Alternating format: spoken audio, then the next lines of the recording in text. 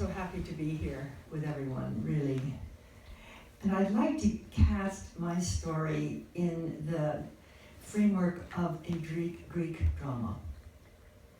And I'm reminded when I was a student of mythology at Bryn Mawr College reading Aeschylus, and in this great epic play, for the first time there was a triumph in Greek mythology, because almost all the plays ended up in total disaster.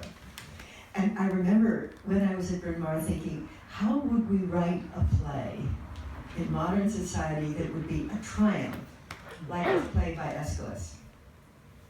I think we found it. And I'm going to tell this as I have been able to experience it as a drama that can either lead to destruction or, as in this Greek drama of Aeschylus, to triumph for democracy. And I'd like to cast this in the evolution of democracy. That is an issue that has been brought up by this situation.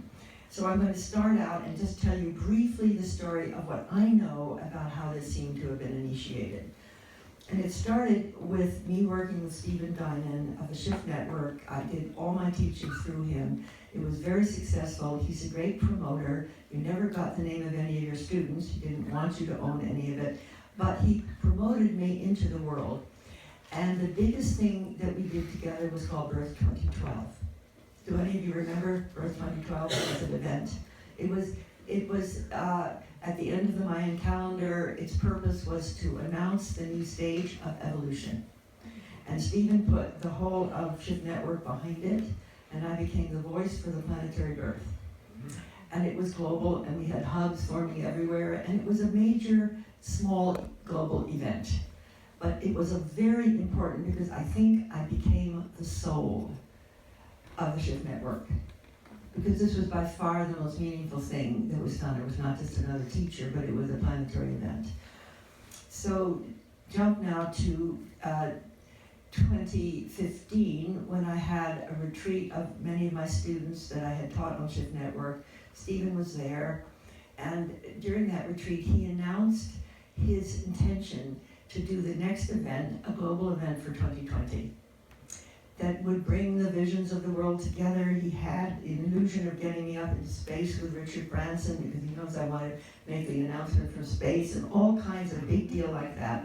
And we were standing after the retreat, and he said to me, and Barbara, you will work under me again for 2020. And I said, no, I won't. I will work partnering with you, but I can't work under you again. He's very controlling. And he said, but you will totally fail if you don't work under me. And he knew how important this whole idea of the planetary awakening is to me. But I said, really mildly, I'll be your partner. I'll introduce you to wonderful people. It'll be just great. But I didn't know what I was triggering by that somewhat innocent remark on my part. Then I did something in my enthusiasm that 2020 was for everybody, not just for Stephen. And so I called Marc and said, we need to get on a Skype call with Irvin Laszlo, and let's invite Irvin Laszlo and the Club of Budapest to join with the Center for Integral Wisdom and the Foundation for Conscious Evolution to support 2020. But I did it in complete enthusiastic innocence. We got on the Skype call. Irvin said, what a great idea, and Marc was eloquent. And I said to Marc, would you please write this up for us, because you know how he is. So he wrote it up beautifully and put it on the CIW website, 2020, Irvin Laszlo, Barbara Marx Hubbard, and so on. Well, according to what we believe, that was a trigger. Not only was I not going to be his partner, but I was now going to corral Marc Gafni, who he already was concerned about, already had some type of feeling for, but they never once talked. And it's interesting to note, Stephen Dinan has absolutely refused to talk to Marc, ever. So what began to happen after this event with innocent on my part, totally innocent on Marc's part, because he knew nothing about 2020 or Stephen Dinan before I called him, So the next thing that happened out of this is Stephen began to ply me with letters about these women that were upset, and he seemed to be truly distressed about Marc. I don't know exactly what the relationship that when I said I'm going to be doing and working with Marc caused in this, but it certainly had something to do with it. And the next thing that happened is Stephen Dinan wrote to my eldest daughter and told her that she had to hire a cult buster for $10,000 to protect her mother from Marc. Oh. And my daughter was completely innocent, knew nothing whatever to do with this, and she told me about this eventually, but in the writing to Suzanne, to actually persuade her to do this, he said, this is not about protecting Barbara from Marc. It's not about protecting Shift Network from Marc. It's about protecting the world from Marc Gafni. Then I began to suspect something pathological. I mean, great as he is, to be protecting the world from him in this way. And then he told my daughter that he was going to activate the New York Times to write an editorial about Marc, an article about Marc. This was the sign that something was being mobilized. This was not just a personal agenda. So the article came out on December 25th, and it was the first bad news that he was going to try to make this public. And from there on, he was trying to persuade me to have nothing whatever to do with Marc. It will destroy my career. It will ruin my work in the world. And so among the other things he began to do is he called all my board members of the Foundation for Conscious Evolution and suggested that if I had anything to do with Marc, they would have to resign. And he did this in secret, like he connected with my daughter in secret. And by the way, back to my daughter, after she saw what this cult buster was wanting to do and what he wanted to destroy Marc, she said, Mom, this has nothing to do with protecting you. This has to do with he wants to destroy Marc Gafni. So something diabolical happened in there. It would be hard to fully analyze it, but I think it has partly to do with feeling that something was taken away from him. By my obvious attraction to working with Marc. And what is really true is there's no comparison between the two men in terms of brilliance or purpose or where we're going. And Stephen is a good organizer, he's a good CEO of Shift Network, but there's no comparison in their quality. So after he called all my board members and all my staff members in secret to persuade them to resign, some of them did. And some of them told me about it. And some of them have stayed on, but it was a threat. Then when I was going to go down to Mexico and bring Marc with me, he called the woman running a very large conference in Monterrey, Mexico, to say, well, he could not come, and if I came with him, I couldn't come. Stephen had directly called this Mexican woman who was running the conference. Then I began to give some webinars, and people who were on this webinar, including the one on the Evolutionary Testament, called several of the people who resigned from the webinar.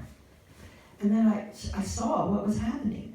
He was trying to destroy my reputation and career if I was going to stay in my alignment with Marc Gafni.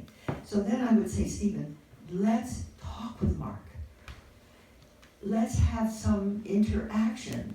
If you're wanting to accuse him of all these things, and then I won't go into all the mobilization that he did in the Jewish community. I don't know all about it directly, except what I've read and heard. Let's have a conversation. If we want to have it, if you're going to criticize somebody's life, let's have a dialogue. Let's have mediated dialogue. Let's have openness here. Can we have a phone call? Will you please do this? No. And evidently Stephen has been advised by whatever his energy consultant is never to talk to Marc. Now what is this? While attacking him to destroy his life. I've never been so closely involved in a diabolical situation. And he wrote and tried to get some of the major members of our leadership in the evolutionary community to say that if Marc has anything to do with anything, they will be sure that he won't be allowed to do this. So he's diabolically going after everybody. And I was trying to remember just that last thing that he did. Oh yes, well, one of the last things he did was he wrote this virulent letter against Marc and wrote it to all my students. And I had thousands of students on Shift Network whose names I didn't have. And wrote that Barbara has been is under the influence, and they have to be warned because it's no longer feasible for me to be a good teacher if I'm under the influence here.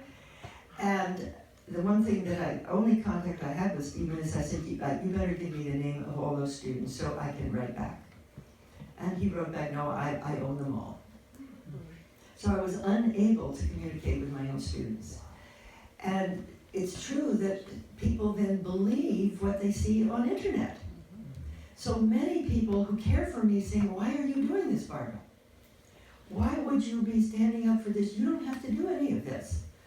And so I went through a very deep internal quest in myself. And here's what I came up with. I completely believe in the truth, accuracy, and purpose of what Marc is doing, and it happens to be completely aligned with conscious evolution and my life purpose. So I was faced with a challenge, which is detrimental to my existing career if people don't know what the truth is. And when I truly asked God what to do, it became obvious to me that not only was this not going to ruin my work, this is my work. That I've been given in my own particular path a challenge that can be threatening. Some people have resigned to think I had anything to do with their institutions. And we're being invited to do things in very illustrious places now through my work. And if they hear about this, then what? And it's like the exact moment when all of my work is coming into form, all of this is happening. And so I just want you to know that when he attacked Rise Up, after attacking all my students, after Marc resigned from Rise Up to protect the movie, I realized this is truly diabolical. This is truly madness of some sort. And so in deciding to take a stand for the truth of this work, that's what I'm taking a stand for. And for the importance of this work and for the evolution of democracy and culture, if we do have an issue of this sort, then it has to be handled with democratic procedure. It cannot be a mass murder over internet and survive in a democracy.